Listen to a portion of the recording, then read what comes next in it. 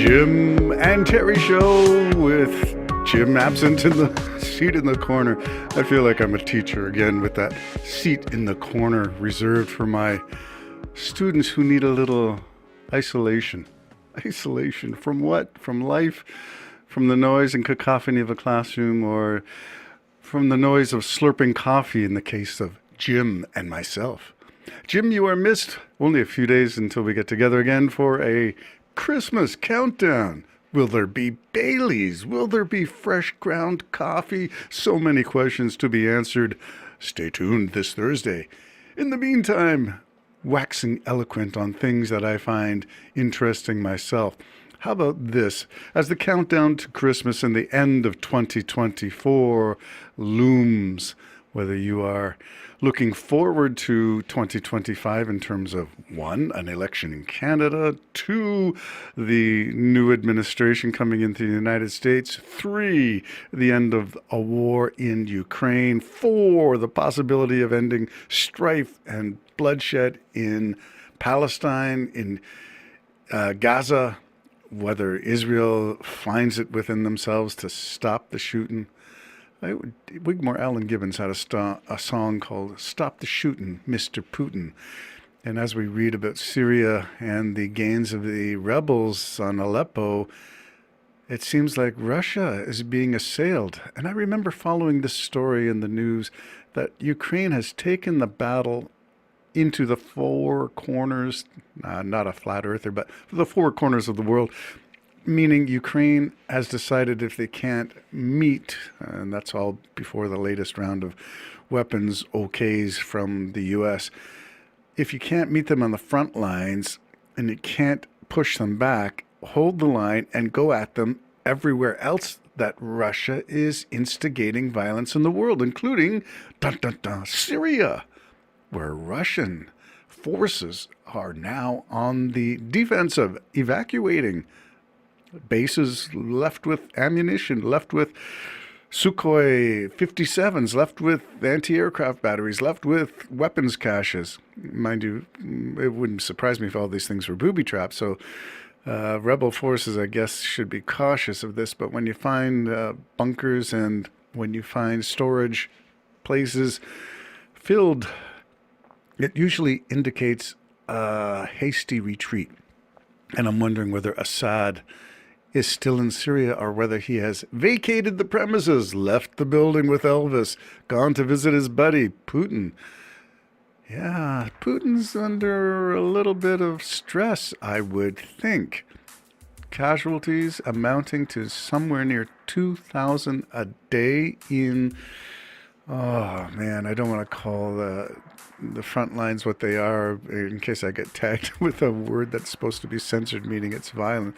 But 2,000 casualties, and that's a combination of in-action deaths or in wounded and removed from battle, whatever. It's the highest in the 3 years of conflict so far.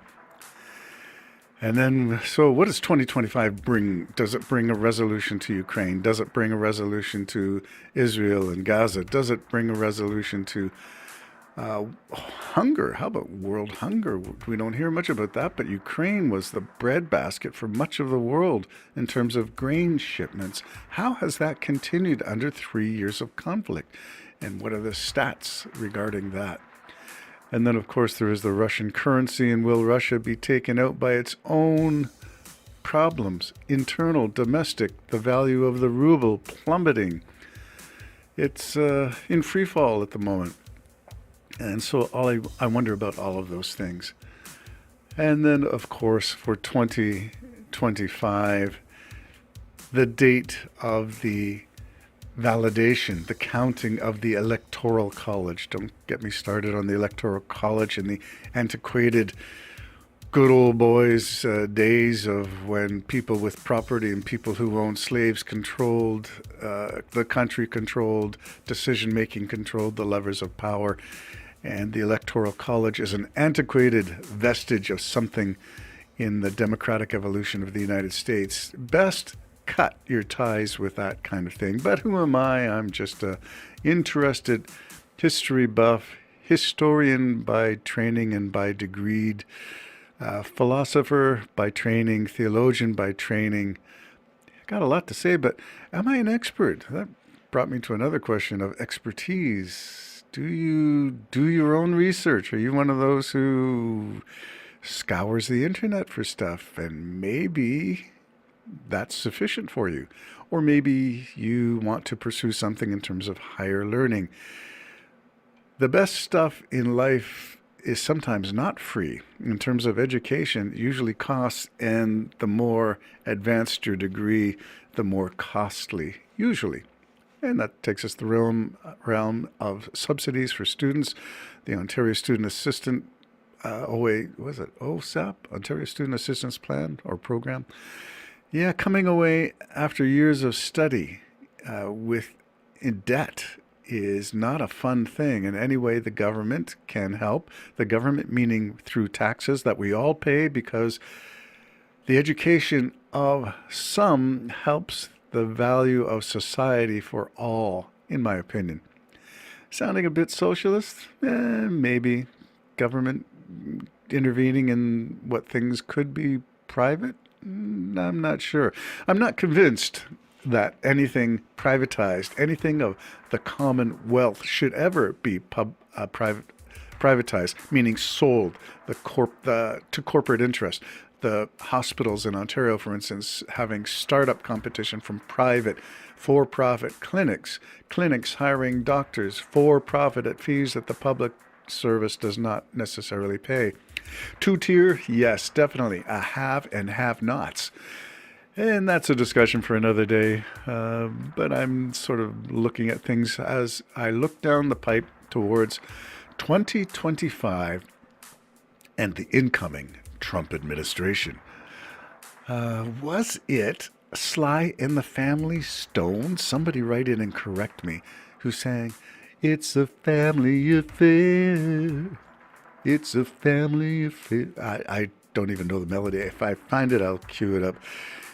It's a family affair. The Trump administration is a family affair between fathers-in-laws, and that includes a Kushner, a criminal, convicted criminal, pardoned by Trump, to be an ambassador to France? What? I just raised my voice there. What? In incredulity. And it's not just him. There are other family members. And I heard that it is Tiffany's husband who's been tapped to do some Middle East interventionism. From Lebanon, I hear. Wealthy, I also hear. And helping Trump in his administration, I also hear. Will it be good? What is it if you have no qualifications for diplomacy, but you're put in those positions? I fear for the worst. I hope at least that, the ship doesn't sink, the ship of state, the United States in this case. But it looks like a rogues gallery, and I've said that often enough, and Jim and I will get into a discussion of that. But I'd like to start with this. I wrote a blog. I've got a couple of them looking at, ever since Trump won, so there's about 3 of them. And you can go to theterrywigmore.com and look at blogs on life and music. And the latest one is called "The Incoming Trump Administration Looks Like a Family Affair - a Mob Family." And I begin with this quote that I found. "No other candidate for the White House has anything close to Trump's record of repeated social and business dealings with mobsters, swindlers, and other crooks." So says Professor Douglas Brinkley, a presidential historian. And he said that the closest historical example would probably be President Warren G. Harding and the case of the Teapot Dome, a bribery and bid-rigging scandal in which the Interior Secretary actually went to prison over his criminality. Did you ever see that happen to any of Trump's associates? No? Well, maybe we should be waiting for it. No, don't hold your breath. The Trump pardon power, he pardoned so many cons on his exit in 2020. I would not hold my breath. But to continue this, these people, other than being corrupt, were otherwise legitimate businessmen, so says the quote. And they were not, big emphasis, not mobsters and drug dealers as with Trump. Whoa, and that's from Politico.com. And I've given a reference if you check out the blog. What do I say in light of that information? We knew this all before. We knew this in 2015. I had been following Trump since the days of Apprentice, since his cameo appearances in, what's that Christmas one? Somebody write it and tell me. My mind's going blank. Anyway, I've been following him since he became the multi-million-dollar mogul. I followed him more intensely when I heard him speak at his campaign leading up to the 2016 election. Russia, if you're listening. Yeah, Russia was listening. And that has yet to be spelled out. America, a pox upon you for not nailing these ones down.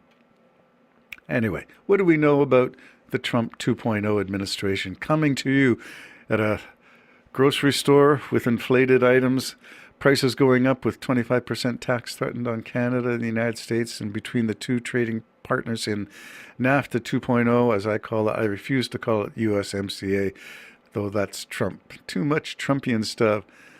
It's fun to stay at the USMCA. Yeah, USMCA. United States comes first, of course, and we are the add-ons, Mexico and Canada, USMCA. Well, let's go back and look at 4 years of the first administration quickly and see what happened. He promised to build a wall. I talked to some of my siblings about this, and people who say, oh yeah, he kept his promises. First president to really? How about this one? Promised to build a wall and Mexico will pay for it. Fact.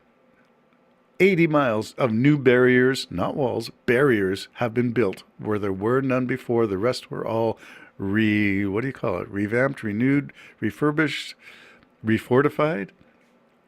And 33 miles of secondary wall were built to reinforce the initial barriers. Source of that is BBC. Promised to work so hard for Americans he couldn't play golf, unlike Obama, and that he had the most golf visits of any president.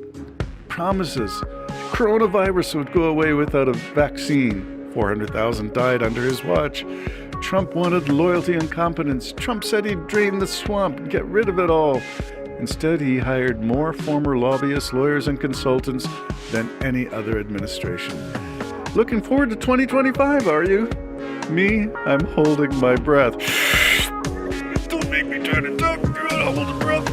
Jim and Terry Show signing off. Jim, can't wait for you to get here on Thursday. Bye-bye for now.